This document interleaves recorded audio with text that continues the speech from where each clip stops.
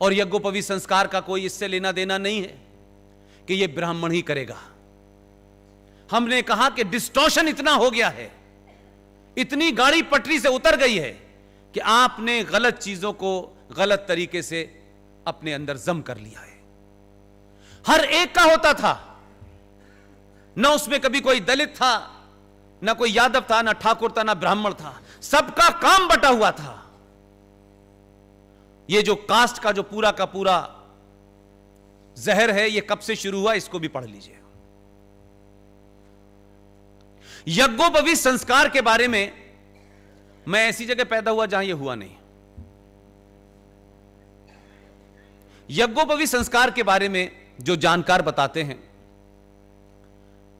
कि जब बच्चा अपनी मां की गोद से स्कूल या गुरुकुल जाने के लिए तैयार होता है, तब उसका कोई 6 साल या 5 साल या 7 साल या 8 साल में उसका यज्ञोपवीत संस्कार किया जाता है। उसके पीछे थ्योरी क्या थी कि वो जो जनेऊ संस्कार है उसका सिर्फ इतना ही अर्थ था, ये जनेऊ जब तक तुम्हारी शादी ना हो जाए तुम्हें ब्रह्मचर्य का पालन करना है। और फिर वो बच्चा गुरुकुल पढ़ने जाता था। सभ्यताओं का तुलनात्मक अध्ययन, परंपराओं का तुलनात्मक अध्ययन करना चाहिए। जिस उम्र में आपके यहां यज्ञोपवीत संस्कार होता है और बच्चे को यह बताया जाता है कि ये जो लड़की है, जो छोटी है, बड़ी है, ये मां है, ये बहन है, ये सब सिर्फ तुम्हारी मां है, बहनें हैं, उसकी आंखों के अंदर उसके अलावा कोई दूसरी तस्वीर नहीं पैदा होती। लेकिन उसी उम्र में उनके यहां भी एक संस्कार होता है।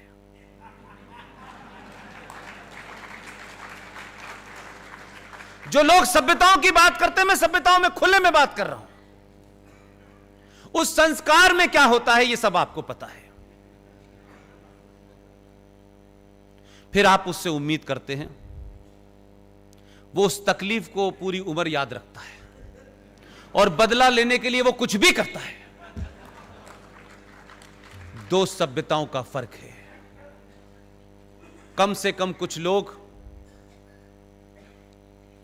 जो उस वक्त ईमानदार थे, लेकिन हमारे यहां की बौनी राजनीति ने सत्ता का अपना एजेंडा था, उनसे आज आप नफरत कर सकते हैं। लेकिन पढ़ा लिखा समाज किसी भी चीज को तथ्यों के आधार पर बात करता है। 1946 में चुनाव हुआ भारत में। एक पार्टी थी ऑल इंडिया मुस्लिम लीग, आप सब जानते होंगे। उस चुनाव में मुद्दा यह था कि भारत का विभाजन होकर के पाकिस्तान बनना चाहिए कि नहीं बनना चाहिए। 475 सीटों में ऑल इंडिया मुस्लिम लीग को 425 सीटें मिली। मोरलेस भारत के 99% मुसलमानों ने भारत के विभाजन के हक में वोट दिया। मुल्क बढ़ गया, लेकिन यहां से 2% लोग नहीं गए। यहां तक भी ठीक है। यह मैं इस रेफरेंस में लेके आना कहना चाहता हूं, जाके आप आज की स्थिति को बेहतर समझ पाएंगे। ऑल इंडिया मुस्लिम लीग के ऊपर 1947 के बाद बैन लगा। आप सबको आरएसएस के बैन लगने का तो पता है, इसके बारे में तो बहुत बताया जाता है। इसके बारे में नहीं बताया कि ऑल इंडिया मुस्लिम लीग पे भी बैन लगा था। लेकिन आप देखें कि जो उनका संविधान था ऑल इंडिया मुस्लिम लीग का, वो एज इट इज रहा। आजकल तो नाम बदलने का फैशन है। नाम बदल लीजिए, कोई फर्क क्या पड़ता है। यह बात अलग है कि जिन्होंने नाम बदले हैं उन्हें अपना ओरिजिनल नाम जल्दी याद आने लगा है, आजकल आ रहा है। और नाम भी आपको बता दूं कैसे मजाक से बदले गए हैं। हिंदू थे तो नाम था ओम प्रकाश, कन्वर्ट हुए तो नूरे इलाही हो गए। जो भगवान दास थे वो गुलाम नबी हो गए। तो आपने कुछ बदला नहीं, ट्रांसलेट करके नाम बदल के उधर चले गए। 1947 में ऑल इंडिया मुस्लिम लीग का जो संविधान था उसमें डॉट भी चेंज नहीं हुआ। बैन लगने के बाद उस पार्टी का नाम हो गया इंडियन यूनियन मुस्लिम लीग। यह रेफरेंस इसलिए लाना जरूरी है, पूरे देश में उस जमाने जिन्ना साहब और खलीकुज़्ज़मा जो प्रेसिडेंट थे उस वक्त मुस्लिम लीग के, सबने ढिंडोरा पीट पीट के पूरा देश में कहा पाकिस्तान बनेगा, पाकिस्तान बनेगा, मुसलमानों के लिए बनेगा। जिन्ना की हिस्टोरी का तकरीर है, वो इतिहास में आपके अभी मौजूद है। उन्होंने कहा हिंदू और मुसलमान दो अलग अलग कौमें हैं, इनका नजरिया अलग है, इनकी सोच अलग है, ये कभी एक साथ नहीं रह सकते। इस बुनियाद पर टू नेशन थ्योरी खड़ी हुई। वो क्या हालात हुए, कैसे हुए, मैं उस पर नहीं जाना चाहता, लेकिन एक मुल्क बना मजहब के नाम पे। लेकिन कमाल यह है कि जिस मुस्लिम लीग ने भारत के विभाजन के लिए मैंडेट मांगा, भारत का विभाजन किया, पाकिस्तान के उस रेजोल्यूशन को पास किया, उस सब के बाद थोड़ी देर के लिए 1947 से 2019 में आ जाइए, भारत की पार्लियामेंट में एक घटना घटी। कुछ लोगों के लिए वो दुर्घटना है। ये सिटीजन अमेंडमेंट बिल जो था, इस पे चर्चा हुई। आप सब जानते हैं पार्लियामेंट के अंदर हर पार्टी का टाइम होता है, वो बोलते हैं। मुझे किसी से शिकायत नहीं है। जिन पार्टियों ने इस पे रुख सरकार के फेवर में रखा नहीं रखा, मुझे उनमें सिर्फ दो ही लोगों का चरित्र जो है दुनिया के सामने उजागर करना है। एक पार्टी थी कश्मीर की जिसका नाम था पीडीपी, महबूबा मुफ्ती जिसकी सदर हैं, और एक पार्टी थी इंडियन यूनियन मुस्लिम लीग। आप लोगों ने डिबेट सुनी थी कि नहीं?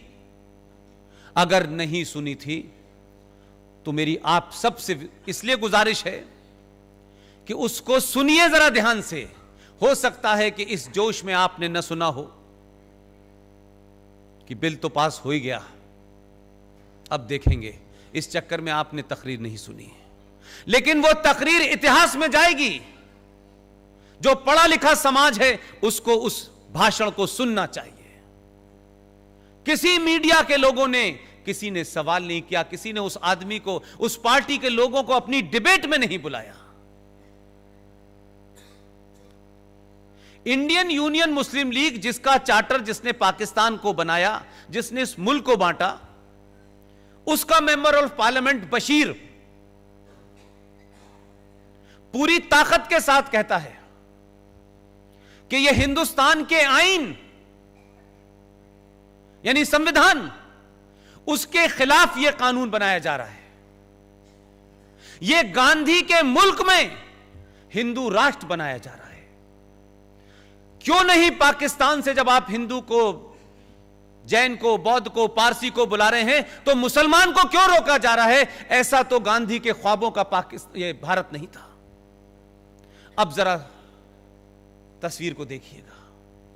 जिस मुस्लिम लीग ने इस देश को बांटा, जब गांधी कह रहा था कि पाकिस्तान मेरी लाश पे बनेगा, तब मुस्लिम लीग ने उसकी लाश भी बनने दी और पाकिस्तान भी बना दिया।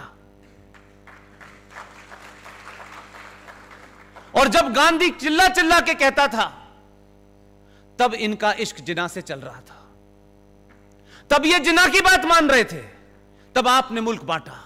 वही पार्टी, वही चार्टर, वही संविधान। भारत की पार्लियामेंट में सिर्फ इतना ही रुख बदला है, सत्ता के शीर्ष पे कोई और बैठा है।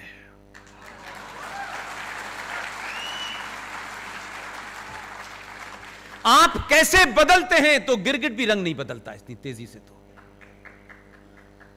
आपकी जब मर्जी थी, जब आप 9.7 करोड़ थे, तब आपने कहा कि हिंदुओं के साथ मुसलमान नहीं रह सकता। आपने मुल्क बना लिया, आर्मी बना ली, 70 साल जी के देख लिया उस इस्लामिक मुल्क में। जैसा भी दिया, 21 लाख लोग रिकॉर्ड पे मारे गए हैं इस देश में, पार्टीशन में मारे गए हैं। उनके रिश्तेदार नस्लें आज भी मौजूद हैं। मेरा सवाल दूसरा है, जब 7.5 करोड़ थे तो तुमने मुल्क बांटा, मुल्क ले लिया। हमने उस मुल्क की तरफ मुड़ के नहीं देखा। आपने कैसा इस्लाम नाफिज किया है, कैसा नहीं किया है, क्या होता है नहीं होता है, हमने कभी नहीं देखा। लेकिन इस 70 साल में मेरे पुरखे और आपके पुरखे जिन्होंने अंग्रेजों के खिलाफ जानें दी, सत्याग्रह किया, कुछ भगत सिंह जैसे भी पैदा हुए और सुभाष चंद्र जैसे भी पैदा हुए, वीर सावरकर भी हर आदमी ने अपनी लड़ाई अलग अलग तरीके से लड़ी। लेकिन उन सब की लड़ाई के बाद उनको यह नहीं पता था कि हमें सिर्फ इतना सा टुकड़ा मिलेगा। हमने तो पूरे भारत के लिए लड़ाई लड़ी थी। यह बात अलग है कि सत्ता के शीर्ष पे जाने वालों ने बहुत जल्दी में इस मुल्क को बांट करके कहा कि अच्छा आप ले लीजिए, अब इधर का प्रधानमंत्री मैं हो जाता हूं, उधर के आप हो जाइए। लेकिन उस सब के बाद हजारों करोड़ों लोगों ने 70 साल में इस देश को देश बनाया है। हजारों करोड़ों लोगों ने अपने पुरुषार्थ से अपनी जवानी, अपना पूरा पूरा घर होम कर दिया। लोगों ने इस देश में 1 रुपए से लेकर करोड़ों रुपए लग टैक्स देने वालों ने इस देश में हाईवे बनाए, जहाज बने, मंगल ग्रह पे कोई जा रहा है, आज फुटबॉल की टीम कहां है, हॉकी की टीम कहां, तमाम जितना भी विकास किया वो मेरे और आपके पैसे से हुआ।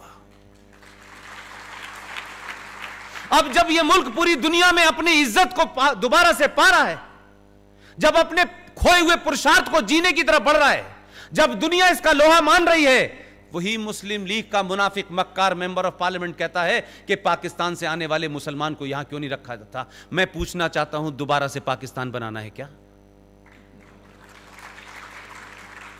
तुम्हारा एक ही चीज के ऊपर 2 रुख कैसे हो सकते हैं? अगर जब तुम गलत थे तो आज सही कैसे हो, और जब सही थे तो आज गलत कैसे हो तुम? यह तो तुमको बताना होगा कि तुम भारत में हजारों करोड़ों लोगों ने अपने घर बार को मरने जीने के बावजूद भी इस मुल्क को इस मुकाम पे पहुंचाया कि आज दुनिया के अंदर पाकिस्तानी भी जब इंग्लैंड में घूम रहा होता है तो पासपोर्ट लेके नहीं चलता है, नाम बताता है जहीर कहां से आए हो, हिंदुस्तान से। उसको मालूम है कि हिंदुस्तान कहने से इज्जत मिलेगी, पाकिस्तान कहने से अंदर कर दिए जाएंगे। ये 70 साल में हमने इज्जत पाई है, बड़ी इसकी कीमत दी है हमने। लेकिन 70 साल के बाद उसी पाकिस्तान, जिस पाकिस्तान को बनाने के लिए तुमने 2 मुल्क बना दिए थे, उसी मुसलमान को जो तलवार लेकर के, जिसके साथ आपने 3 युद्ध किए हैं, 40 साल से प्रॉक्सी युद्ध बर्दाश्त कर रहे हैं, हजारों सैनिक मारे गए हैं, आज यही मुसलमान कहता है कि आप उसे क्यों नहीं आने देना चाहते? आप कहते हैं कि भारत में माइनॉरिटी सुरक्षित नहीं है। बहुत सारे लोग कहते हैं, वो भी कह रहे हैं। एक सम्मेलन में गए थे अभी, वहां कह के आए कि भारत के मुसलमान पाकिस्तान आना चाहते हैं, अगर यहां आ गए तो हमारे पास रिसोर्सेज नहीं है।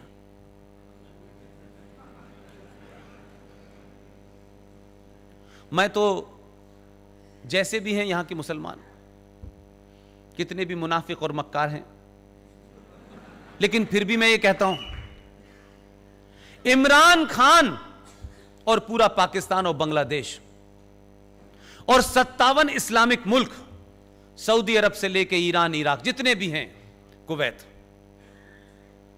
पिछले 70 सालों में बता दे किसी एक मुसलमान ने पाकिस्तान की नागरिकता मांगी कि नहीं मांगी? अगर हिंदुस्तान का हिंदू इंटॉलरेंट था, दंगाई था, मुसलमानों को मार रहा था, उनके मजहब की पहचान को मिटा रहा था, एक मुसलमान इस देश में निकल के ना तो 57 देशों में उन्होंने शरण मांगी, ना पाकिस्तान में मांगी, ना बांग्लादेश में मांगी। और उस सब के बावजूद की स्थिति यह है कि जो अपने आप को इस्लाम के नाम पे जिसने खड़ा किया, उस मुल्क के 2 लोग यहां आए हुए हैं। यह काम भी एक हिंदू राजा के हाथ से ही होना था। अदनान शामी और निकाह की हीरोइन सलमा आगा ने भारत की नागरिकता मांगी है। उनसे पूछो कि भाई वहां कौन महफूज नहीं है? हमारे यहां से तो ना मुसलमान जा रहा है ना हिंदू जा रहा है, तुम्हारे यहां से हिंदू भी आना चाहता है और मुसलमान भी आना चाहता है। बताओ है कौन? हम कहां हैं, तुम कहां हो? हमारी कोई बराबरी नहीं हो सकती। लेकिन आपके देश में, आपकी पार्लियामेंट में ऐसे भी जोकर बैठे हुए हैं कि उनको लगता है कि इस देश में बोलने की आजादी है। यह बात अलग है कि आपके राज्य में बोलने की आजादी की वजह से मेरा जयपुर का प्रोग्राम रोक दिया गया। इसलिए मैंने आपको दो बार धन्यवाद इसलिए नहीं दिया है, इसलिए दिया है कि आप बहादुर लोग हैं।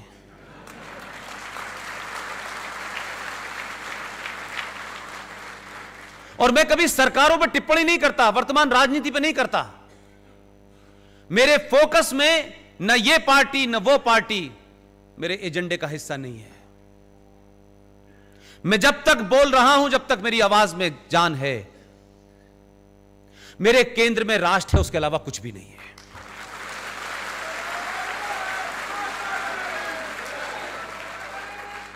इसलिए आप किस पार्टी को वोट देते हैं, किस पार्टी को वोट नहीं देते, यह आपका निजी मामला है। मेरी सारी तकलीफ यह है, अपने पुरुषार्थ को पहचानिए, अपने इतिहास को पहचानिए। पीडीपी का एमपी फैयाज नाम का, लोकसभा में जब बहस चल रही थी तो उसने कहा कि देखिए साहब, ये क्या तरीका है, 370 हमसे ले ली जैसे उनके पिताजी की थी। देखिए, निकाह हलाला की दुकान हमारी बंद हो गई और राम मंदिर पे फैसला भी ऐसा दे दिया जैसे कोर्ट हमारी है। आखिर में बात करते करते मेरा बड़ा दिल था, काश मेरी हैसियत ऐसी होती कि मैं उसको वहीं एक्सपोज करता, लेकिन मैंने कहा वहां नहीं जा सकता तो यहां तो कर ही सकता हूं। आप सोचिए थोड़ी देर के लिए, जम्मू कश्मीर राज्य जब बना तो भारत के प्रधानमंत्री की क्या मजबूरियां थी मैं नहीं जानता। कुछ मजबूरियां होती हैं जो सार्वजनिक नहीं की जा सकती। उन्होंने किन मजबूरियों के चलते 370 दिया? 370 में सिर्फ इतना ही था कि भारत की सुप्रीम कोर्ट और भारत की संसद की लिमिटेड पावर थी। यहां तक भी ठीक था, इस पे भी कोई बड़ी शिकायत नहीं थी। लेकिन जघन्य अपराध जो किया, मैं किसी कारण से यह बैकग्राउंड इसलिए बताना चाहता हूं कि जो पीडीपी के लोगों ने भाषण दिया है, उन बेहया और बेशर्मों ने जो भाषण दिया है, एक आदमी खड़े होकर गलेवान पकड़ लेना चाहिए था किसी को, लेकिन नहीं पकड़ा। पूरे देश में सन्नाटा है, किसी एडिटोरियल में नहीं लिखा गया, किसी ने खबर नहीं छापी, किसी ने इंटरव्यू नहीं छापा। 14 मई 1954 को भारत के राष्ट्रपति के ऊपर दबाव डाल करके उस वक्त के प्रधानमंत्री ने राष्ट्रपति के एक आदेश को भारत के संविधान में धारा बना के जोड़ दिया। उस धारा का नाम था 35A।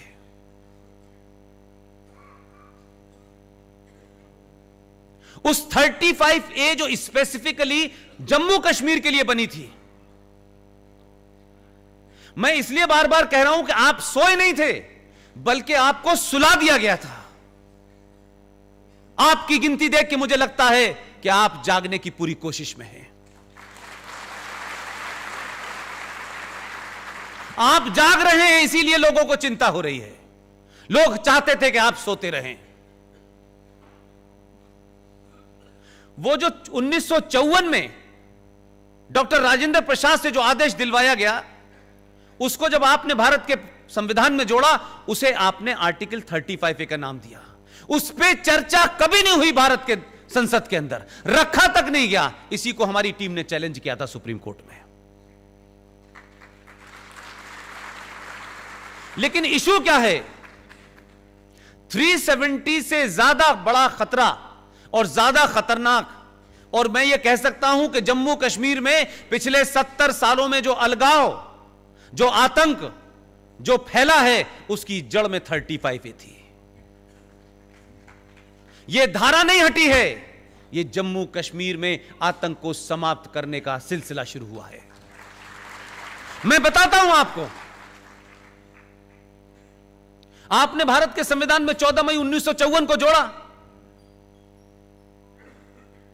लेकिन मजबूरी देखिए, कश्मीर के उस वक्त के महान लीडर जो कश्मीरियत की बात कर रहे थे, उन्होंने कहा कि हमारा संविधान, उनका 1956 में उनका संविधान, जो जम्मू कश्मीर में भारत एक राज्य था जहां उनका एक अलग संविधान था, वो 56 में ड्राफ्ट तैयार हुआ और जनवरी 57 में वो संविधान बनके जम्मू कश्मीर में लागू हो गया।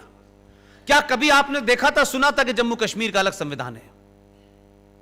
कभी सोचा था, कभी पढ़ा था, कहीं किसी किताब में, कहीं रेफरेंस में आया था, कहीं किसी लॉ के स्टूडेंट को बताया गया था, कभी भारत की संसद के बाहर, कभी जुडिशरी के अंदर कहीं चर्चा हुई थी कि एक संविधान इस देश में है? यह पहला दुनिया का एक देश है जिसके आजाद होने के बाद उनका संविधान भी अलग था, उनका प्रधानमंत्री था, उनकी विधानसभा का टर्म भी 6 साल था, वहां सदर रियासत भी था, वहां भारत का संविधान और आईपीसी लागू नहीं होती थी, लेकिन फिर भी देश चल रहा था। यह सब आप दे चुके थे, लेकिन उनकी मक्कारी देखिए, वो कितने शार्प लोग थे, वो कितने एंटी हिंदू और एंटी इंडिया थे। यह देश सो रहा था, इसलिए उन्हें इससे बढ़िया माहौल मिल ही नहीं सकता था। उन्होंने कहा कि हम भारत का संविधान, जिसके अंदर यह आर्टिकल 35 है, हम जब जम्मू कश्मीर के संविधान में इसको लाएंगे तो हम इसके लागू करने की डेट 1944 रखेंगे। यह पूछना चाहिए था सबको कि 1944 क्यों रखेंगे? 1944 को तो भारत आजादी नहीं हुआ था। मैं होता तो कहता 1944 क्यों रख रहे हो, 632 रख लो, पूरी तमन्ना पूरी करो, अधूरी क्यों कर रहे हो? यह सवाल उठने चाहिए थे कि नहीं उठने चाहिए थे? यह सवाल आज भी नहीं हमारे यहां कोई पूछना चाहता। तो जो हमारी आज स्थिति है, अगर उसकी जड़ को नहीं पहचानेंगे तो फिर आप सही तरीके से दवा नहीं कर पाएंगे। और अफसोस है कि आप तो चाणक्य के देश के लोग हैं। वो तो समस्या को पता करता था और सारे काम छोड़ देता था। एक ही रेफरेंस है उसका कि एक दिन वो जा रहा था, रास्ते में उसके गोखरू का कांटा चुभ गया, उसने कांटा निकाल के फेंका नहीं, दे के जेब में रख लिया उसने, और गया ही नहीं, पूरा दिन का उसने काम ही मुलतवी कर दिया, वापस लौटा और ये देखता रहा कि ये गोखरू का कांटा कहां से निकला होगा। 2-2, 3-3 मीटर की दूरी पर उसने देखा कि एक कांटे का पेड़ है, उसमें बहुत सारे गोखरू लगे हुए हैं। उस पे निशान लगा के वापस घर चला गया। दूसरे दिन सुबह आया, बाल्टी भर के मट्ठा लाया और उसकी जड़ में डाल दिया। यह देश चाणक्य का देश है, जो जड़ में मट्ठा डाल के समाप्त कर देता है पूरी पूरी उसको, समस्या को। ऐसा देश पत्तों पे पानी लगा रहा है। चाणक्य के देश में बीमारियों को पलने दिया गया। चाणक्य के देश में जड़ से किसी समस्या को समाप्त न करें, क्योंकि उसे समाप्त करने में थोड़ा सा बिखराव होगा और हमारी सत्ता जा सकती है। इसलिए इस देश में हुआ क्या कि 1944 की डेट रखी उन्होंने, और यह डेट इसलिए रखी कि आर्टिकल 35A जो भारत के संविधान से निकल के जम्मू कश्मीर के आईन में चला गया, उसमें कहा गया कि जम्मू कश्मीर की सरकार को इस बात की ताकत दी जाती है, इस धारा के तहत ताकत दी जाती है कि कौन जम्मू कश्मीर का नागरिक होगा और कौन नहीं होगा।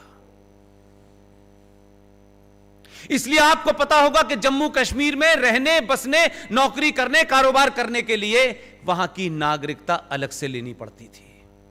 आपके देश में एक नया देश चल रहा था। आपके सेकुलर डेमोक्रेटिक देश के अंदर एक इस्लामिक स्टेट बन गई थी, क्योंकि मुसलमानों की गिनती वहां 71% है। उसी धारा की वजह से उन्होंने 1944 की डेट क्यों रखी? अगर शायद कोई 5% लोग पिछले 50 साल में कहीं चर्चा में उठा देते पार्लियामेंट के अंदर, तो इस देश में जो बुरा वक्त, जो घिनौना अपराध हुआ है, वो पहले समाप्त हो जाता। 1944 के बाद पाकिस्तान के मुजफ्फराबाद, मीरपुर से कश्मीर का जो बॉर्डर लगा हुआ था पंजाब से, वहां से जो लोग आए वो 5600 परिवार थे। मैंने इसलिए कहा कि कितने शातिर, कितने एंटी हिंदू, कितने एंटी इंडिया जहर भरा हुआ था उस वक्त के लीडरान के अंदर। कितनी तेज निगाह थी कि जब पलायन हो रहा था, लोग अफरा तफरी में इधर से उधर भाग रहे थे और लोगों को यह नहीं लग रहा था कि कौन कहां ठहरेगा, उस वक्त भी वो गिद्ध जम्मू कश्मीर की मुस्लिम लीडरशिप ने क्या किया, कहा कि ये जो 5600 परिवार आए हैं, या नहीं 1944 से लेकर 1954 तक जो लोग माइग्रेट करके जान बचा करके पाकिस्तान के कश्मीर वाले इलाके से भाग के इधर आए थे, उनकी निगाह लगी हुई थी कि इसमें कौन कौन है। वो 100% डोगरा थे, हिंदू थे, सिख थे, जैन थे, बौद्ध थे। इसलिए कहा कि 1944 की डेट हम इसलिए लगाएंगे कि जो उसके बाद आएगा हम उसको नागरिकता नहीं देंगे।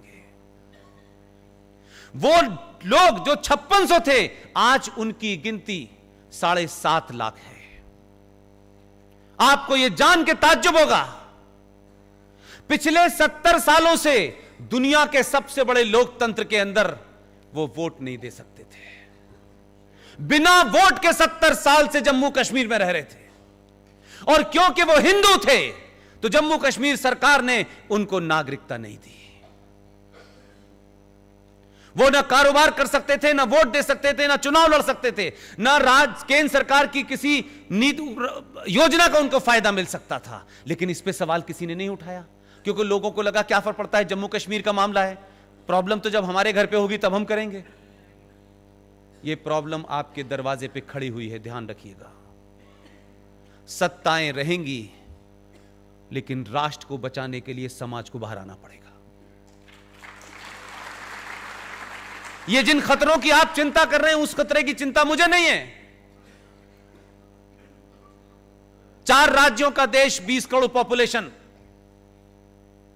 ऐसा लगता है कि भारत के सामने सबसे बड़ा चैलेंज पाकिस्तान है।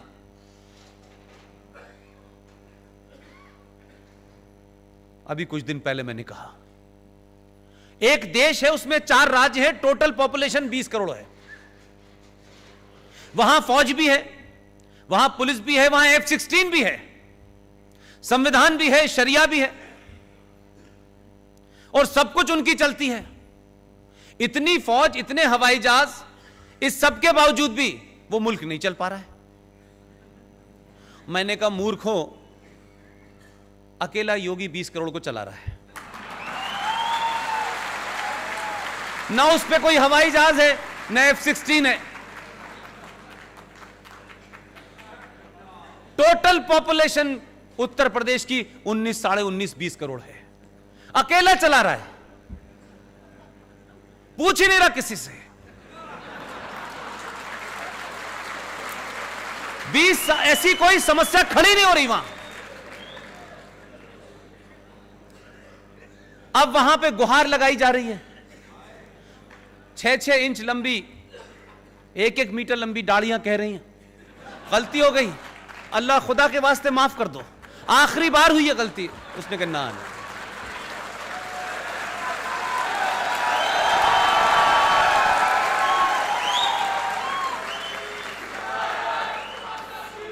इसलिए मैंने कहा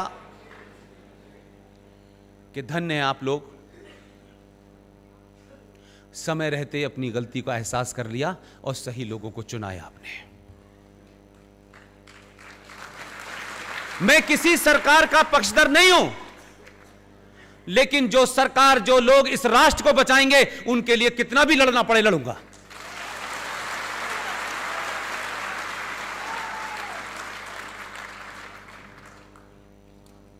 स्थिति वापस ले जाना चाहता हूं। वो 70 साल से जम्मू कश्मीर की इस्लामिक हुकूमत से, जहां मुसलमानों की मेजॉरिटी थी, 90% कानून उस विधानसभा में एंटी हिंदू हुए। सरकारें आई, सरकारों को ब्लैकमेल किया गया, वहां का आतंकवाद, वहां का सेपरेटिज्म, और वहां की सरकारें एक साथ कोऑर्डिनेशन में काम करती थी। दिल्ली की सरकार को झुकाना है तो आतंकवाद को बढ़ा देना है, दिल्ली की सरकार को दुनिया में बदनाम करना है तो हुर्रियत को आगे बढ़ा देना है। तीनों का ऐसा एपरेटस मिला हुआ था कि आप हुर्रियत को पुचकारते थे। और यह भी शायद आपको खबर नहीं होगी कि हुर्रियत कॉन्फ्रेंस का नाम तो सुना है आप लोगों ने, देखा होगा उसमें कितने बहादुर बहादुर लोग हैं। भारत सरकार 100 करोड़ रुपया पर ईयर उन पर खर्च करती थी।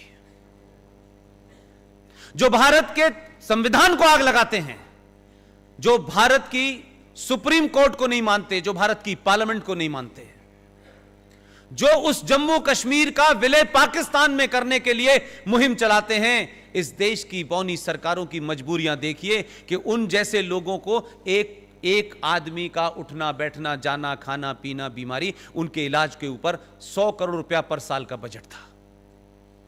कोई पूछना ही नहीं चाहता। एक राज्य जिसका जीडीपी में 0% कंट्रीब्यूशन है, मेरे और आपके टैक्स से पलने वाले लोग इस देश में देशद्रोही पैदा कर रहे थे। हमारी पुलिस, हमारा भाई फौज का सबसे ज्यादा अगर भारत में अपने ही इंटरनल आतंकवादियों से मारा गया है, उस राज्य का नाम है जम्मू कश्मीर। हर मां ने अपने बच्चे को भेजा कि वो वहां जाएगा, बॉर्डर पे लड़ेगा, पूरा तंदुरुस्त भेजा। लेकिन जम्मू कश्मीर के अंदर जिस इस्लामिक आतंकवाद को सरकारों ने पनपाया, सत्ता पे बैठने का रास्ता देखा, वो बच्चे जो साबुत घर से गए थे वो वापस लौट के आए तो हिस्सों में नहीं थे।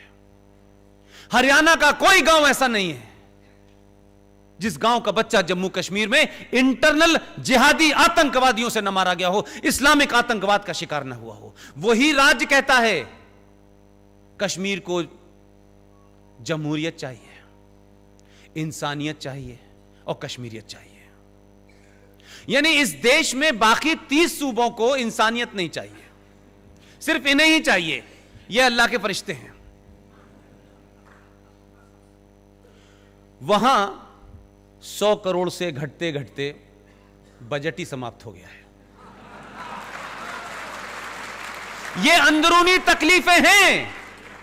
लोग सड़क पे पत्थर इसलिए नहीं मान रहे कि हज करते वक्त पता चला कि शैतान को पत्थर मारा जाता है।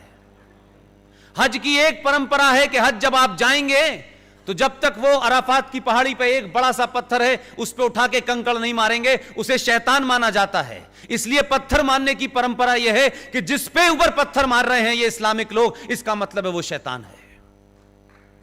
ये नई परंपरा नहीं है, ये वहां से आई है। जो आज देश को जलाने उतरे हैं, जो देश में आग लगाने उतरे हैं, उनका दर्द समझिए क्या है। आपने ऐसा डॉक्टर भेजा है बिना सर्जरी के इलाज कर रहा है।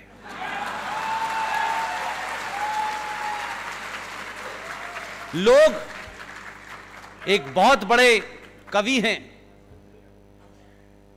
उनकी 2 लाइनें मुझे इस स्थिति पे ज्यादा अच्छी लगती हैं। वो कहते हैं कि न जाने कैसा ये आलम हुआ कि लोग हंसते हंसते रोने लगे, रोते रोते हंसने लगे। ये स्थिति वही है। धारा 370 और 35A नहीं हटी है। धारा 370 और 35A को बारीकियों में अगर आप जानते, जितना मैं 20 साल से पढ़ते पढ़ते थक गया, ये धारा नहीं हटी है। ये भारत के अंदर, आजाद भारत में बौने नेताओं के दबाव में पिछले 70 साल में एक पैरेलल सत्ता थी, जो इनविजिबल सत्ता थी, जो आदर्श सत्ता थी, उसको समाप्त कर दिया है।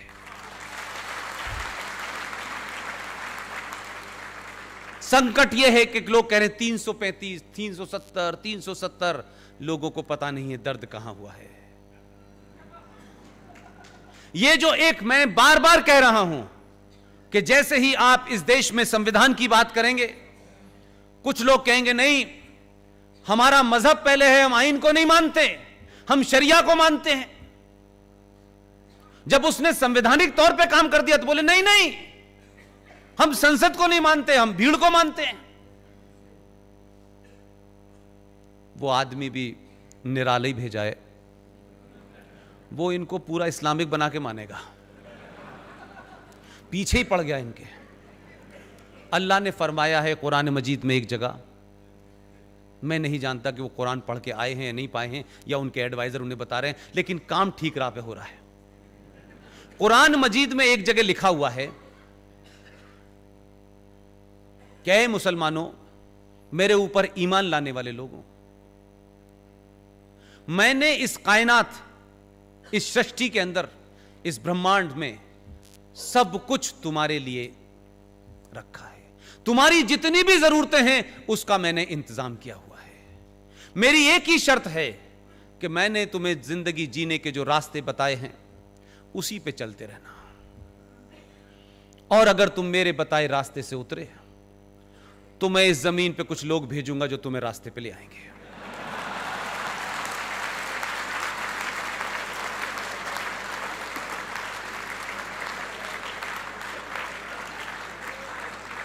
इसलिए मैंने कहा पढ़ना बहुत जरूरी है। अभी तो एक ही ने पढ़ा है कई करोड़ों में से। अगर आप सबने पढ़ लिया तो ये फिर पत्थर अपने ऊपर मारेंगे। ध्यान रखिएगा, आपको लड़ने के लिए कुछ नया नहीं करना है, कुछ नया नहीं करना है। जो सरकार में बैठे हैं, जो सरकार को करना चाहिए था, वो सरकार पहली बार कर रही है। लेकिन मेरी शिकायत, मेरी तकलीफ, इस बात से मत खुश होइएगा। सरकार में हम हैं, बिल पास हो गया है, कानून बन गया है। कानून बहुत सारे बनते हैं इस देश में, लागू नहीं होते। आपकी जिम्मेदारी इस सरकार से 1000 गुना है। 1 मिनट के लिए भी अगर आप अगले 10 साल तक आपने सोने की कोशिश की तो याद रखिएगा, जो ताकतें आपकी ताकत को पहली बार एहसास कर रही हैं, वो इस बात से डरी हुई हैं कि अभी तो सिर्फ इन्होंने कुर्सी से उठने और बैठने का ही काम किया है। अगर पूरी तरीके से ये हटी तो हमारा क्या हाल होगा। लिहाजा उस वक्त के आने से पहले सड़कों पे तमाशा करके डराने की कोशिश कर रहे हैं। वो नाजान अनजान नहीं है, वो इतने नादान नहीं कि उनको नहीं पता क्या कानून पास हुआ है। मैंने उनको, कई मित्रों को मैंने कहा अलग अलग समय पे जो लोग आते हैं उनकी फितरत को समझना चाहिए। तुम जिन्हें मजाक जिनसे कर रहे थे, मजाक मजाक में 2014 हो गया। तुमने गालियां दी इस देश की उस मेजॉरिटी को जिन्होंने सरकार को बनाया। कई एडिटर देश छोड़ के जाना चाहते थे, बहुत सारे बड़े बड़े दानिश्वर, उन्होंने बड़ी बड़ी कस्में खाई। उनको लगा 2014 का दबाव बनाएंगे, क्योंकि उन सब की दुकानें भी इसीलिए चल रही थी कि सनातन समाज सोया हुआ था। इसलिए जो दिल चाहे गाली दे दो, कैसी भी गाली दे दो। कोई भगवा आतंकवाद कह रहा है, कोई भगवा रेप कह रहा है, इट्स फ्री फॉर ऑल। लेकिन आपने पहली बार नोटिस लेना शुरू कर दिया।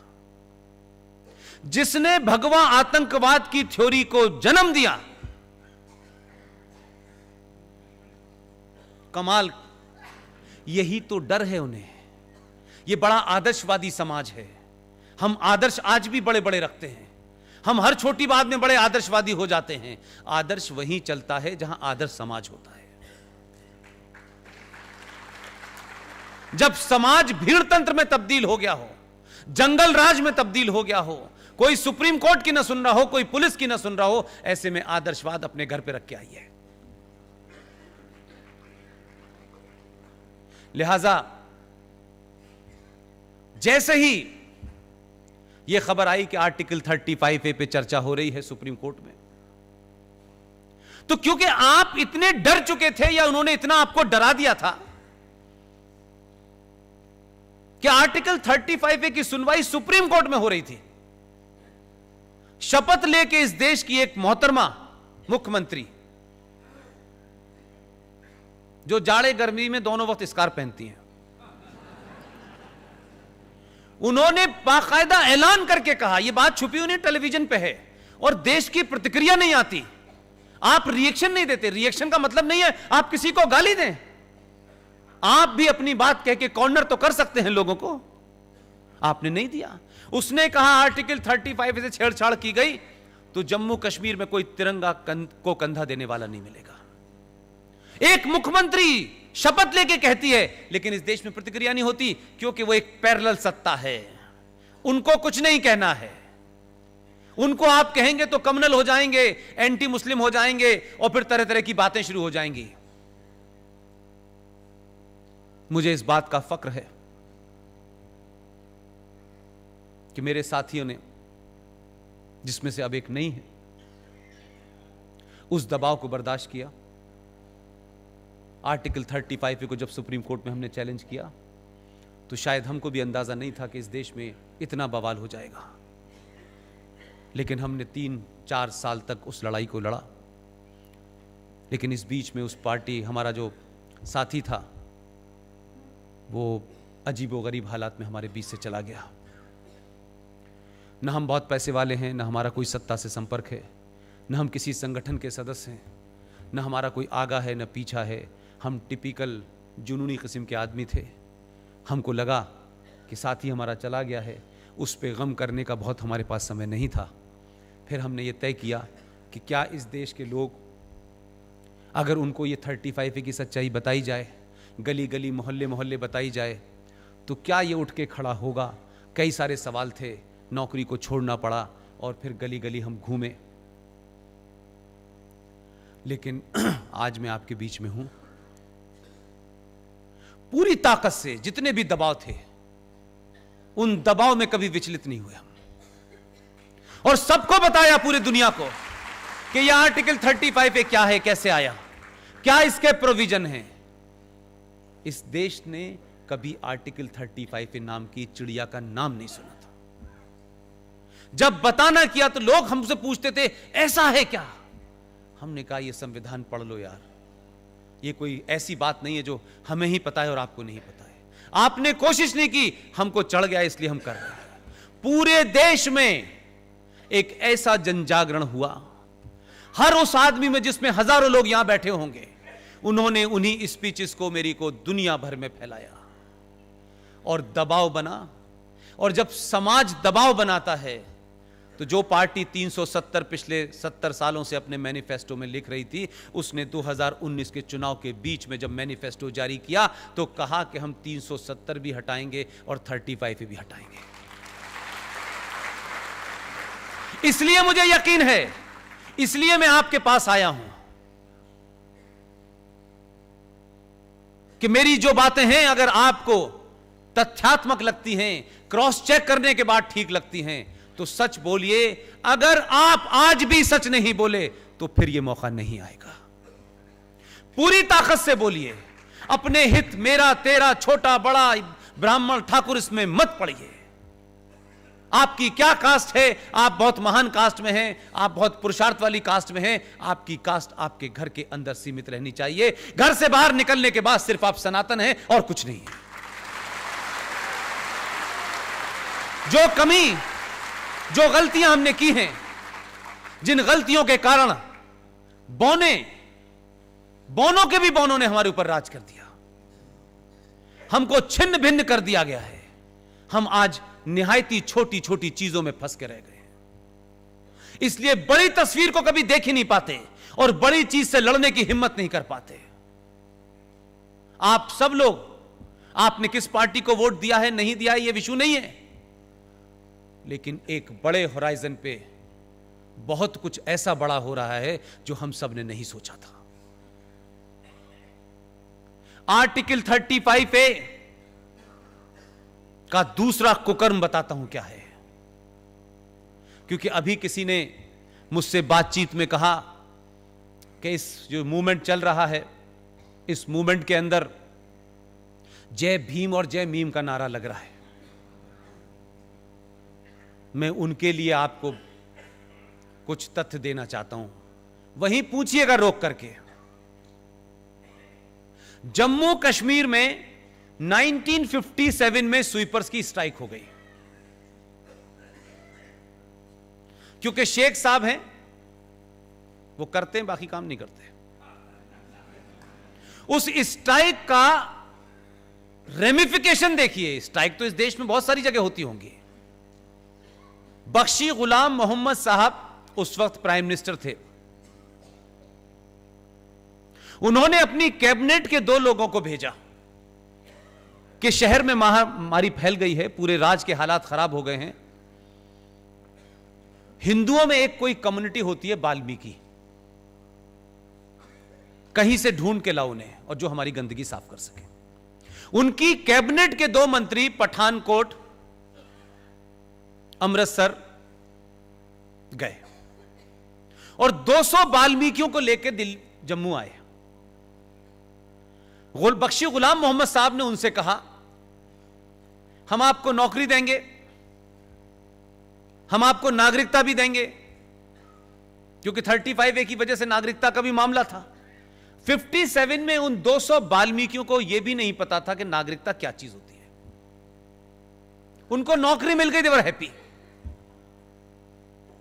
लेकिन कितने झूठ और मक्कार हैं कश्मीर के मुसलमान, मैं यह बात कहना चाहता हूं आपसे। वो काम करते रहे, उन्होंने कोई सवाल ही नहीं पूछा। एक दिन पता चलता है, हम जैसे पागल जब ये 35A की लड़ाई लड़ रहे थे तो कुछ दलितों के पास गए, वो भी कहने लगे कि हम कुछ बताना चाहते हैं आपको। हम चले गए उनके पास। किरण जी चली गई मेरे ख्याल, उठ के आ रही हैं। आप सोचिए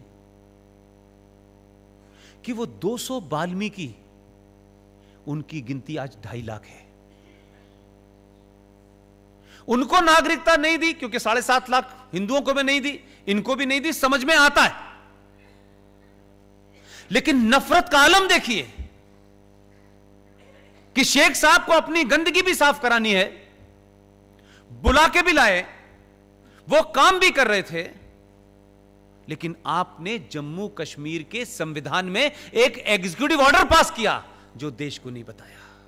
कश्मीर में किसी तरीके से इसका प्रचार ना हो जाए उसको नहीं बताया। मेरा गुस्सा उन लोगों से है जो कश्मीर की विधानसभा में उन मुसलमानों के अलावा जो कुछ हिंदू थे उन्होंने क्यों नहीं बताया। कौन सी सत्ता की लालच थी कि आपने इतना बड़ा जघन्य अपराध होने दिया। जम्मू कश्मीर के संविधान में एक एग्जीक्यूटिव ऑर्डर पास हुआ और उस एग्जीक्यूटिव ऑर्डर में क्या कहा गया और उसे पास करके रख दिया गया। वो एग्जीक्यूटिव ऑर्डर यह था कि ये 200 जो वाल्मीकि आए हैं ये जम्मू कश्मीर में रह सकते हैं, ये जम्मू कश्मीर में नौकरी कर सकते हैं, ये जम्मू कश्मीर में पढ़ाई कर सकते हैं, लेकिन उसमें लिखा हुआ है कि ये MBBS की पढ़ाई करें, ये इंजीनियर की पढ़ाई करें, ये MBA की पढ़ाई करें, ये पढ़ के डॉक्टर बन जाएं, ये पढ़ के इंजीनियर बन जाएं, लेकिन जम्मू कश्मीर राज्य सिर्फ उन्हें भंगी की नौकरी देगा और कोई नौकरी नहीं देगा। यह बात अगर हिंदुस्तान के किसी और शहर में होती तो अभी इस देश के दलित लीडर सड़कों पे आ जाते, आग लग जाती। वो 2.5 लाख लोग जो 200 थे वो 2.5 लाख हो गए। उनके यहां के बच्चे आपके शहर राजस्थान में भी आए हैं, आप मुंबई भी गए हैं, गुजरात भी गए हैं, कोई डॉक्टर है, कोई इंजीनियर है। ऐसी लड़कियां हैं जो नेशनल चैंपियन हैं। कभी आप उनसे भी हाथ पकड़ के बात करते तो जो तकलीफ मेरे अंदर है आपके अंदर ज्यादा होती है। वो जनरेशन जो आज हमारे बीच में बैठी हुई है, 20 साल की, 25 साल की, 30 साल की, जो 24 घंटे इंटरनेट पे है, जो पिज्जा है, बर्गर है, मोमोज है, उसके अलावा उसकी दुनिया के अंदर और कुछ नहीं है। वही जनरेशन, उसी उम्र के बच्चे जम्मू कश्मीर में इस सब के बावजूद भी कि इंग्लिश सिस्टम आ गया, कच्ची डलिया में शेख साहब की गंदगी को सर पे रख के जहां से बहता हुआ उनके मुंह से होता हुआ गंदगी उनके कपड़ों पे जाती थी, वो इस जनरेशन तक ने किया।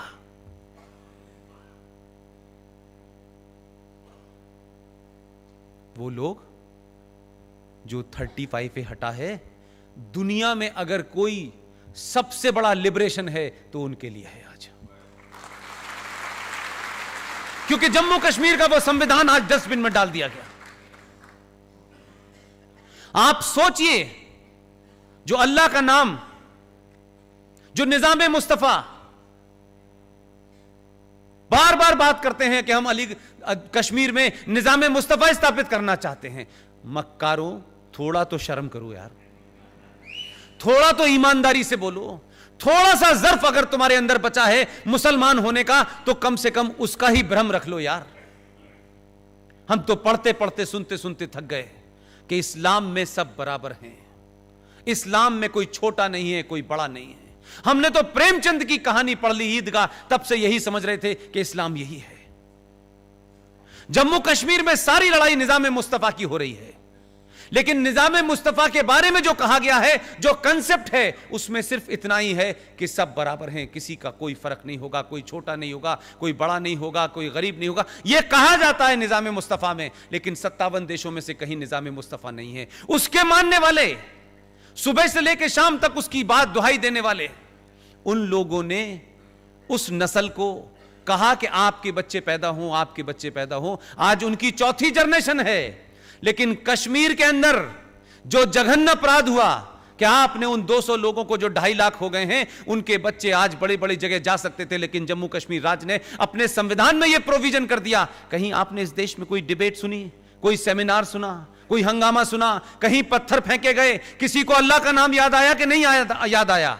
किसी को लोकतंत्र का ध्यान आया कि नहीं आया? किसी को संविधान के बारे में, संसद के बारे में कहा? कहां है मायावती, कहां है प्रकाश अंबेडकर? कहीं नजर नहीं आते मुझे। आज उनसे जाके पूछिए, 2.5 लाख लोग, वो बच्चे जो आज नेशनल चैंपियन हैं, जिन्होंने महाराष्ट्र जाकर के एमबीबीएस की डिग्री ले ली है, लेकिन जब वो नौकरी मांगने आई तो उससे कहा कि नहीं, पहला तो आप यहां की नागरिक नहीं हैं, दूसरा आप दलित हैं, और इस कारण आपको नौकरी सिर्फ हम देंगे तो सिर्फ स्वीपर की देंगे। सोचिए कि कितनी नस्लें इस अरमान को लेकर मर गई होंगी। हम तो आज भी वो काम सोच नहीं सकते जो आज जम्मू के अंदर नाले पे रह रही हैं पिछले 70 सालों से। किसी ने सुध नहीं ली। न मुसलमान का इस्लाम जागा, न हमारे हिंदुओं का पुरुषार्थ जागा, न किसी ने यह चेतना की कि यार ये कैसे हो सकता है, इसको डिबेट करें, इस पे चर्चा। सब साइलेंट। इसलिए मैंने कहा कि जो आज का चैलेंज है, जिनके बारे में आपने कहा है कि आंतरिक चैलेंज क्या है, आंतरिक चैलेंज यह है कि हटाई धारा हमने जम्मू कश्मीर में है, 35 पे हटाई हमने, हमारे घर का मामला है। दर्द पाकिस्तान में हो रहा है। अब है कि नहीं है? हमारे देश की इंटरनल समस्या का रेमिफिकेशन विदेश से जुड़ा है कि नहीं जुड़ा है? जम्मू कश्मीर में जो आतंक है वो है इंटरनल, लेकिन उसके तार बाहर से जुड़े हैं कि नहीं जुड़े हैं? आपका सिटीजन अमेंडमेंट एक्ट हमारे घर का मामला है। हम किसको नागरिकता दें, किसको ना दें? बांग्लादेश में रैली निकल रही है, पाकिस्तान में लोग पानी पी पी के गाली दे रहे हैं। तो समस्या यह है कि आपने पिछले 70 सालों में जाने अनजाने में, सत्ता के लालच में, एक पैरेलल सत्ता खड़ी हो गई है इस देश के अंदर, और वो इतनी ताकतवर है कि 1976 में भारत की पार्लियामेंट में चर्चा हुई और 42वां संविधान संशोधन पास किया गया और कहा गया केंद्र सरकारों से, राज्य सरकारों से कि आप जनसंख्या नियंत्रण पर और फैमिली प्लानिंग पे तत्काल कानून बनाएं। यह 76 में पास होके अमेंडमेंट में आके उसकी 7वीं सूची में है, आपने उसको बंद करके रख दिया, क्योंकि जैसे ही आप इसे छुएंगे सेकुलरिज्म खतरे में आ जाएगा। सवाल यह है, जितनी चीजें बंद करके रखी थी ये सभी खोल रहा है। तकलीफ यह नहीं है, ये पत्थर इसलिए नहीं मारे जा रहे हैं, ये पत्थर इसलिए मारे जा रहे हैं कि 70 साल में हमने डरा करके इस देश की मेजॉरिटी को पंजों पे खड़ा रखा था। वो कुछ भी उनको नहीं डरा रहा है, तब भी डर लग रहा है। इसलिए ये चीज खत्म ना हो जाए। अगर ये खत्म हो जाएगी तो जो हमारी दुकान चल रही थी, जो हम ब्लैकमेल करते थे सरकारों को, वो ब्लैकमेलिंग खत्म हो जाएगी। तो लिहाजा चाहे सीए का मामला हो, चाहे एनआरसी का मामला हो, या और अभी बहुत सारे आने हैं, बेफिक्र रहिए।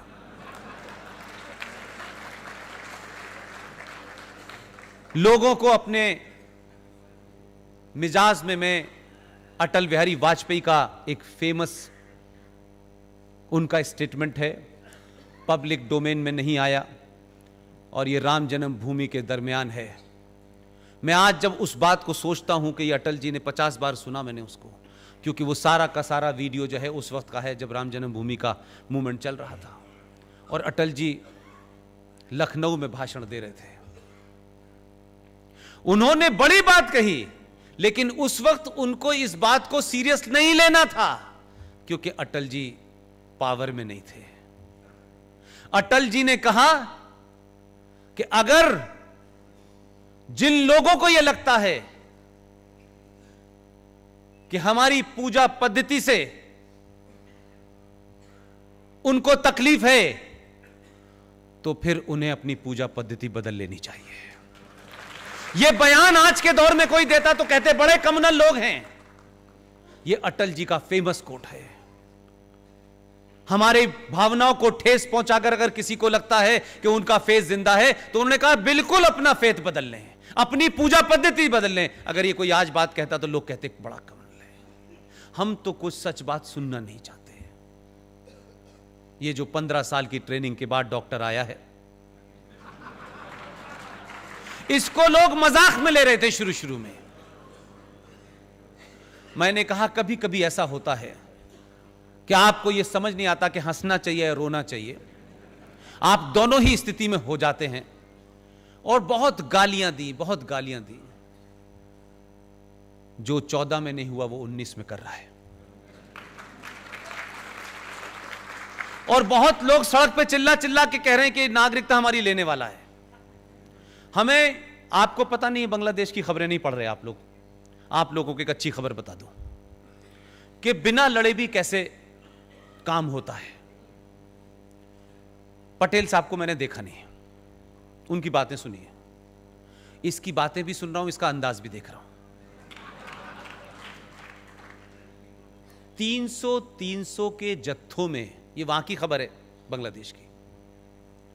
यहां कहा गया, आपके आदमी ने कहा, एक एक को निकालूंगा पूरे देश से, चुन चुन के निकालूंगा, एक को भी नहीं रहने दूंगा।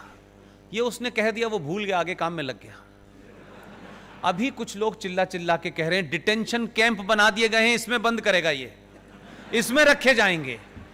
अब देखिए होता क्या है कि राज करने की अपनी एक कला भी होती है। कोई जरूरी नहीं है हर एक को बंदूक से मारो। मीडिया ने डिटेंशन कैंप दिखा दिए, देखो ये हैं, इसमें बंद करने वाला है।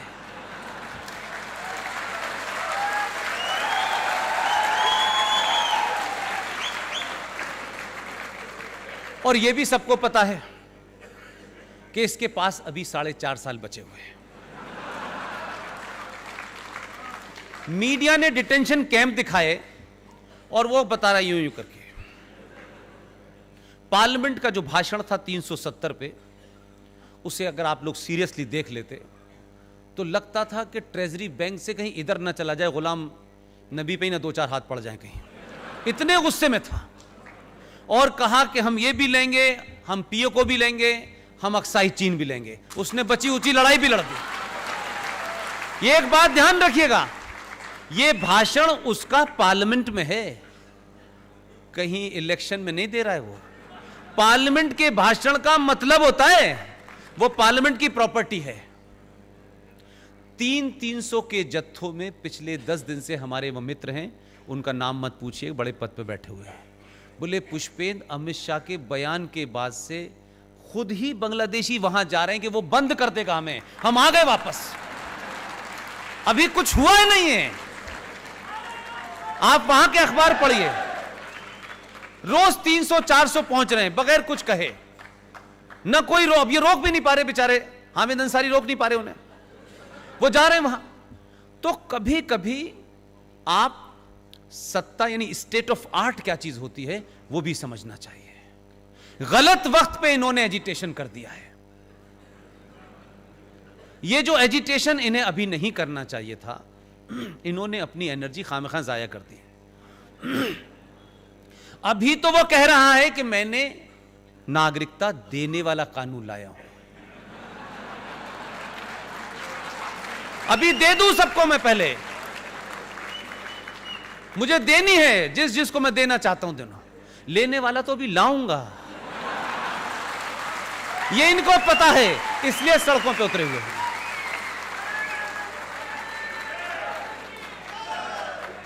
इसलिए यहां से लेकर के मुंबई तक कोई फैज अहमद फैज का गाना गा रहा है, कोई भजन कीर्तन कर रहा है, कोई कह रहा है हमें भारत के संविधान पे बड़ा यकीन है, आवाज ही नहीं निकल रही। वो कह रहा है जो संविधान में लिखा है वो करूंगा मैं। अभी उसी में लिखा है यूनिफॉर्म सिविल कोड, यह संविधान में लिखा है। इसलिए इस देश की पार्लियामेंट में बहुत सारे काम हुए, लेकिन पूरी दुनिया में रिएक्शन इसलिए नहीं आया कि पूरी दुनिया को लगता था, पड़ोसी मुल्कों को लगता था कि ये हमारे यहां बहुत सारे संशोधन आएंगे, कुछ बिल आएंगे, पास हो जाएंगे, लेकिन इस पे कभी एक्शन नहीं होगा। इसलिए एक और आपको महत्वपूर्ण बात बता रहा हूं मैं, घबराहट पड़ोस में इसलिए नहीं है कि 370 हट गया है। घबराहट इसलिए है कि 24 फरवरी 1994 को भारत के प्रधानमंत्री पीवी नरसिम्हा राव, जानते हैं आप उन्हें? आधुनिक भारत का चाणक्य था। मैं अपनी बात किसी के लाइकिंग डिसलाइकिंग पे नहीं करता। उनके पर्सनल सेक्रेटरी 30 साल से साई की तरह उनके साथ हैं, वो जीवित हैं। एक घटना में मैंने ऐसे ही पब्लिकली कोई बात कह दी, मैं कोई 20 साल से उनसे मिला नहीं। उनका फोन मेरे एक मित्र के पास आया और उन्होंने कहा कि पुष्पेन से मुझे बात करनी है। वो एक ही बात पूछ रहे थे कि ये तो सिर्फ उन्हें पता थी और मुझे पता थी, तुम्हें कैसे पता है ये बात? मैंने कहा ये मैं क्यों बताऊं, मुझे कैसे पता थी जब आप नहीं बता रहे। तो पीवी नरसिम्हा राव ने 24 फरवरी 1994 को भारत की पार्लियामेंट का ज्वाइंट सेशन बुलाया और उस ज्वाइंट सेशन में एक प्रस्ताव पारित हुआ कश्मीर को लेकर के, और उस प्रस्ताव में यह कहा कि भारत और पाकिस्तान के बीच में कश्मीर एक समस्या है। वामपंथी कुर्सी से कूद गए, उन्होंने कहा क्या आदमी, ये तो हमारी बात कह रहा है। और कौमा लगा के, क्योंकि जितना अटल जी पॉज लेते थे उतना ही पीवी नरसिम्हा राव लेते थे। और यह ध्यान रखिए कि पीवी नरसिम्हा राव अटल जी को अपना गुरु मानते थे राजनीति का, ओपन है, उनकी किताब में है। एक किस्सा सिर्फ इतना है कि उन्होंने कौमा लगा के आगे कहा कि सिर्फ विवाद जम्मू कश्मीर में इतना ही है कि जिस जम्मू कश्मीर के हिस्से पे पाकिस्तान ने कब्जा कर लिया है उसे वापस लेना है। अब ये पारित हो गया, तो पार्लियामेंट के अंदर अगर कोई चीज सर्वसम्मति से पारित हो जाती है तो वो फिर सरकार की नहीं रहती है, वो पार्लियामेंट की प्रॉपर्टी हो जाती है। कभी ना कभी सरकार को उसको पूरा करना होता है। आपने ध्यान नहीं दिया, लोकसभा में जब ये डिबेट चल रही थी तो वो जो कह रहे थे हम पीओके भी लेंगे, चीन भी लेंगे, उसी वक्त एक मंत्री खड़े हुए जो जम्मू कश्मीर से थे और उन्होंने बहुत जोर से कहा, जो बात मैंने आपके सामने दोहराई है, उन्होंने पूरी ईमानदारी से 1994 का वो प्रस्ताव कहा, ये हमने पास नहीं किया है, ये पीवी नरसिम्हा राव करके गए थे, हम तो आपके काम को आगे बढ़ा रहे हैं। अब इनसे न रोया जा रहा है न हंसा जा रहा है।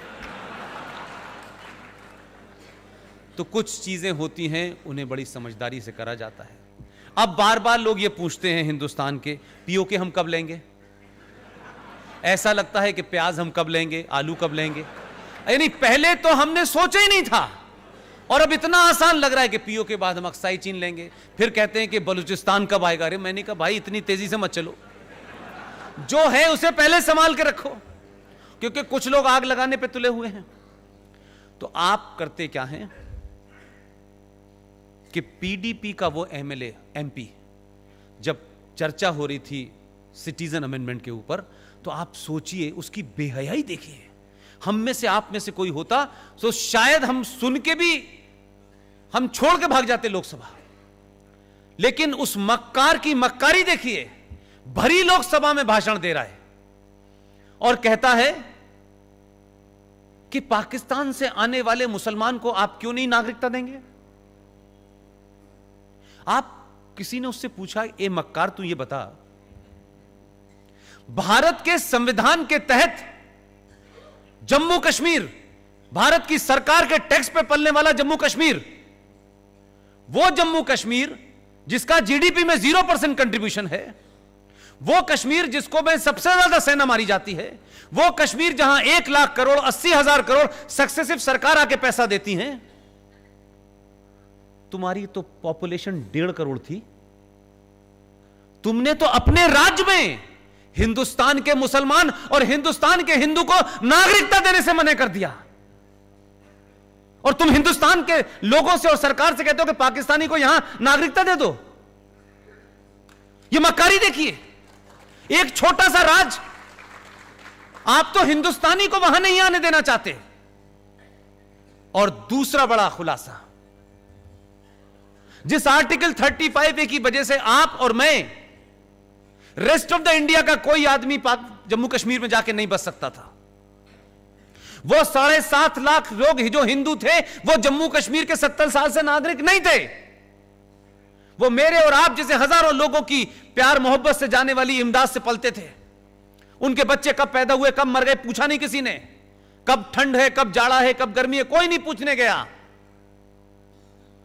उन्होंने उन तक को नहीं दिया नागरिकता, मुझे नहीं दिया, आपको नहीं दिया, लेकिन उन्होंने क्या काम किया। और इसके बाद भी कहते हैं वो सेकुलर हैं। 450 किलोमीटर दूर से चल के बर्मा से निकलने वाला रोहिंग्या मुसलमान जम्मू के अंदर 98,000 बस गया। उसके पास आधार भी है, उसके पास इलेक्शन कार्ड भी है, उसके पास बिजली का बिल भी है। बर्मा से आने वाला मुसलमान इल्लीगल जो इस देश में घुसा है, उसको जम्मू कश्मीर की मुस्लिम सरकार ने नागरिकता दी, लेकिन इस देश के मुसलमानों को, इस देश के हिंदुओं को, और 7.5 लाख हिंदू जो वहां पिछले 70 साल से उसी उनके राज्य में रह रहा है, लेकिन उनको नागरिकता नहीं दी। उसका मेंबर पार्लियामेंट में खड़े होकर कहता है कि मुसलमान को आप नागरिकता क्यों नहीं देते हैं जो पाकिस्तान से आया था। ऐसे मक्कार भी भारत की पार्लियामेंट में बैठे हुए हैं, और वो इसलिए बैठे हैं कि आप बोलते नहीं हैं। ये ध्यान रखिएगा। ये करिश्मा अलग ही है कि भारत के इतिहास में पहली बार एक बिल, उस सरकार का बिल जिस सरकार का उस सदन में बहुमत ही नहीं था, उसी में पास करके दिखा दिया। लोग जानना चाहते हैं कि ऐसे कैसे हुआ। कुछ राज ही रहने दीजिए। उस राज्यसभा में बार बार यह कहा जाता था कि जब तक यहां बहुमत नहीं होगा पास नहीं होगा। पहला खेल उन्होंने कहा यहीं पहले पास करके दिखाते हैं, वहां तो हम 303 हैं ही। मैं बार बार एक तरफ इशारा करना चाहता हूं, सरकारें आएंगी जाएंगी काम करेंगी, लेकिन इस सरकार को एक चीज का बड़ा अंदाजा है, क्योंकि यह सरकार एक ऐसे दौर में आई है जब कम्युनिकेशन में आप क्या कहते हैं, मैं क्या कहता हूं, मीना जी क्या कहते हैं, किरण जी क्या, सबका डाटा मौजूद है। उनको पता है 1000 साल के बाद यह समाज पहली बार जागा है, बैठने नहीं देगा। इन्होंने हमें 2019 में इस सत्ता पे इसलिए नहीं बिठाया है कि हमें सड़कें बनानी है और हवाई जहाज चलाना है। यह उनको पता है